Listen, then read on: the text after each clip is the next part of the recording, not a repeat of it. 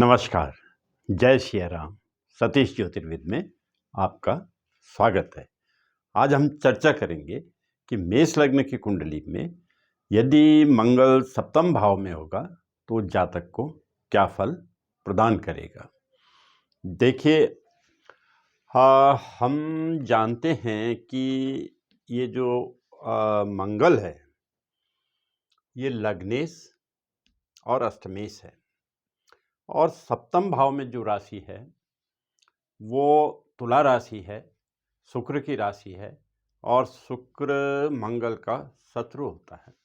तो तीन कारणों से ये मंगल सप्तम भाव में अच्छे फल प्रदान नहीं करेगा। पहला कारण तो ये होगा कि मंगल एक क्रूर ग्रह है, और जो क्रूर ग्रह होते हैं या पाप ग्रह होते हैं वो केंद्रेश होकर के तो अच्छा फल प्रदान करते हैं, लेकिन स्वयं केंद्र में होकर के अच्छा फल प्रदान नहीं करते हैं। और दूसरा कारण ये होगा कि ये मंगल शत्रु के घर में है, इसलिए भी अच्छा फल प्रदान नहीं करेगा। और तीसरा कारण अच्छा फल प्रदान न करने का ये होगा कि ये मंगल जो है अष्टमेश है, और अष्टम भाव का स्वामी जिस भी भाव में जाता है उसके फलों को खराब करता है।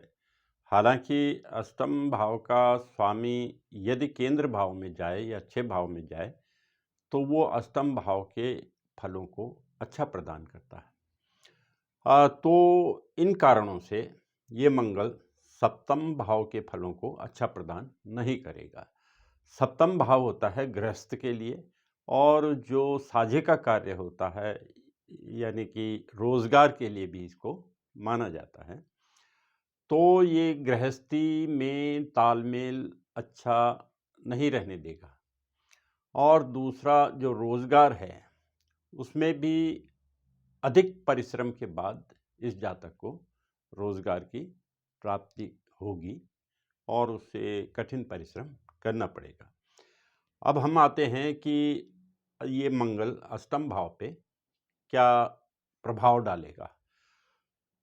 तो ये मंगल जो है अष्टम भाव के फलों को अच्छा प्रदान करेगा, और जो अष्टम भाव है वो मुख्य रूप से तीन बातों के लिए जाना जाता है। एक तो आयु के लिए, और दूसरा पुरातत्व के लिए, और तीसरा दिनचर्या के लिए। तो ये मंगल जातक को लंबी आयु प्रदान करेगा, और इसे पुरातत्व का लाभ होगा।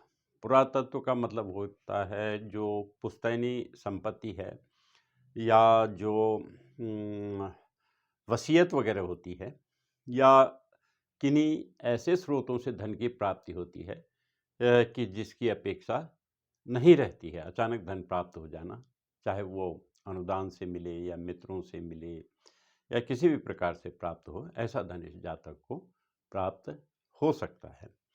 और तीसरा ये फायदा इसका ये होगा कि इस जातक की जो दिनचर्या है वो रईसी ठाट बाट वाली होगी, अच्छी दिनचर्या होगी, प्रभावशाली दिनचर्या होगी।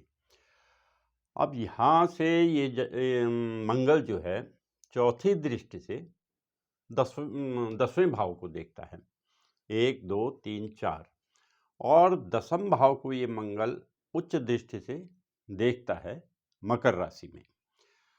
तो उच्च दृष्टि होने की वजह से इस जातक को पिता का सुख, पिता की शक्ति अच्छी प्राप्त होगी, और इस जातक को पिता से और पिता को इस जातक से लाभ प्राप्त होगा। पूर्णता के साथ नहीं, लेकिन अच्छा सहयोग प्राप्त होगा। और जो सरकार से इस जातक को अच्छी प्राप्तियां होंगी, मान सम्मान पद प्रतिष्ठा सरकार की तरफ से, राज समाज की तरफ से इस जातक को अच्छा प्राप्त होगा। यहाँ से ये मंगल सातवीं दृष्टि से लग्न भाव को देखता है और अपनी ही राशि में देखता है। तो स्वयं की राशि में दृष्टि होने की वजह से इस जातक की जो शरीर होगा वो स्वस्थ होगा और सुदृढ़ होगा। इस जातक में स्वाभिमान होगा, और इसका जो व्यक्तित्व है वो आकर्षक होगा। और इस मंगल की जो आठवीं दृष्टि है वो धन कुटुंब भाव में पड़ती है और धन कुटुंब भाव में जो राशि है वो शुक्र की राशि है, वृषभ राशि है और शुक्र मंगल का शत्रु है।